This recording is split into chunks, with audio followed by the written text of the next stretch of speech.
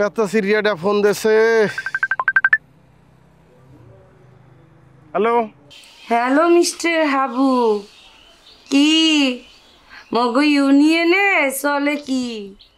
আগে তো আপনি একলা খারাপ পারলেন, ওই দেশে বিদেশে নানা নাকাম কুকাম করছেন, হ্যাঁ তো মোরা জানি। এখন দেখি আপনি আবার ওই গ্রামগণের মানুষ তুললে বিদেশ লইয়ে যান। কি কাহিনী কি? আপনি কি আপনার মতো ওই কোনো বড় লোক মাইয়ার পিছনে কাঞ্চনের লালাই দিতে চান, না চান যে আপনার মতো কোনো বড় লোকের মাইয়া বিদেশি মাইয়া কাঞ্চনের পিছে পাগল হইয়ে যাও? অনেক ছোট সন্তান আছে, এক সুন্দরী বউ আছে, আপনি বোঝেন না এগুলো? টাডাই কলজেটার মধ্যে টাডাই। হ্যাঁ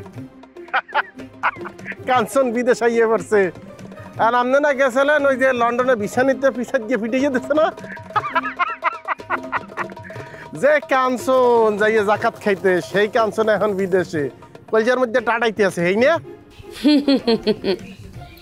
হাবু, আপনাকে তো মুই চিনি, আপনি কাঞ্চনের নিয়ে গেছেন শোপিস হিসেবে, মানে তারে আপনি কাঞ্চনের দেখাইবেন আর বলবেন যে দেখো মুখদাসের কৃষক খাইতে পায় না, পড়তে পারে না, তোমরা যদি ওরে কিছু দান খয়রাত করো হেলে ওর লিখিয়ে সুবিধা, ওর পরিবারের লিখিয়ে সুবিধা, এই ধরনের কথা বললিয়া ওই ডলার পকেটের মধ্যে নিজের ভরতে চান।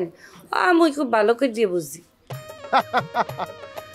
হায় টাহা তো প্রবাসী ভাই করতে আত্মা ধরে উড়াইতে আসি, তো সেটা কাঞ্চন ভাই বা মন লইয়ে না, আপনাদের মাইজির লইয়া কে কি? এখন তো গ্রামের মানুষ আগের মতো পড়ছে না, কাঞ্চন যায় না, খালেক যায় না, সাররা যায় না, সাদেকে যায় না, মফিসে যায় না, সাগরিয়ারা যায় না, কেউ যায় না, ধীরে ধীরে যে একগরি হয়ে যাইতেছেন বলতে আসছেন। তো সেইটাই বলছি এখানকার ভাইদেরকে যে ভাই দুইটা দুস্থ মহিলা নাই তাদের পুরুষ পোলা সংসারে, তোমরা কিছু টাকা পয়সা দাও, তাদের সংসারটা তো চলতে হইবে। আরে গোলামের ভূত গোলাম, আজকে যদি খালি আমনের চোখের সামনে পাইতাম, আরে জিব্বকে সুন্দর মতো টাইনা কুত্তা দিয়ে খাওয়াইতাম, এত বড় কথা কর লিখে। জিলফা সমস্যা নাই, জিলফা ছেড়তে পারবেন, কোনো সমস্যা নাই। শোনেন আমাদের দিকে আরো একটা দুঃসংবাদ আছে, এই যেখানে অনেক প্রবাসী ভাইদের সাথে দেখা সাক্ষাৎ হয়েছে, তাদের সামনে যাইয়া কাঞ্চন ভাইরে খাড় করাইছি যে ভাই এই যে কাঞ্চন ভাই দেখতেছেন, ওনার এই দেশে আইয়া আপনাদের মতো শ্রম দেওয়ার কথা আনলে আমি থামাইয়া কইছি আত্মকর্মসংস্থান করেন, নিজে কিছু একটা করেন। সে করছে, আজকে এই দেশের সরকার তার দাওয়াত দিয়া লই আইছে। এখন অনেকের মধ্যে এটা ঢুকছে যে হেরাও দেশে যাইবে, কেউ কেউ আবার বলছে যে সেকেন্ড চেয়ারম্যান আছে, কেউ কেউ আবার বলছে তাদের গ্রামে খারাপ লোক আছে, যাইলে যদি সমস্যা হয়। আমি ওই আমনের গল্পটাও তাদেরকে বলছি, সেকেন্ড চেয়ারম্যান আছে বহু গ্রামে, ওরে সোহান আল্লাহ, ও যদি দেখতেন আর ওরা যদি আমনের পাইতে এক ফির। শোনেন এখনো সময় আছে, ভালো হইয়া যান। এই প্রবাসী ভাইরা যেদিন বুঝতে পারবে এবং হাজার হাজার যখন দেশের দিকে রওনা করবে, হেকালে কিন্তু আর কাউরে মানবে না, সেই দিন কলম নিজেদের কর্মসংস্থান নিজেরাই তৈরি করবে। অতএব তোবা তিল্লা পটিয়ে ভালো হইয়া যান, নাইলে এই প্রবাসী ভাইরা যেদিন দেশমহী হইবে জুলাইয়া ওসাইবে, দেশে না পারলে ফেলেন বারাত দিয়া লইয়াই নিয়া টুইন টাওয়ারের লাগে জুলাইয়া পিঠাইবে কলম। এ তুই যদি এক বাপের বেটা হও হেলে খালি তুই দেশে আয়, তোর এত বড় সাহস তুই মোরে কও, মোরে মানে গাছের লগে ঝুলাইয়ে মারবে?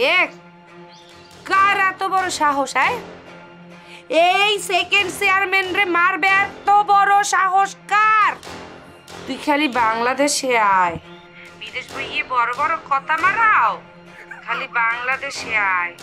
আর তওবা অমর না, তুই তওবা পড়ি আয়, কারণ যেই কয়দিন তুই বিদেশ থাকবি ওই কয়দিনই তোর জান থাকবে।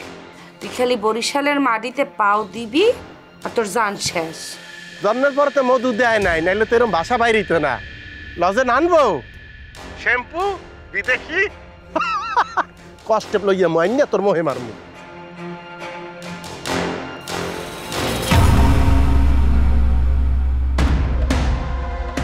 শয়তানি তো এখন তো আমি দেখই নি, শয়তানি খেলতে এখন শুরু করুন।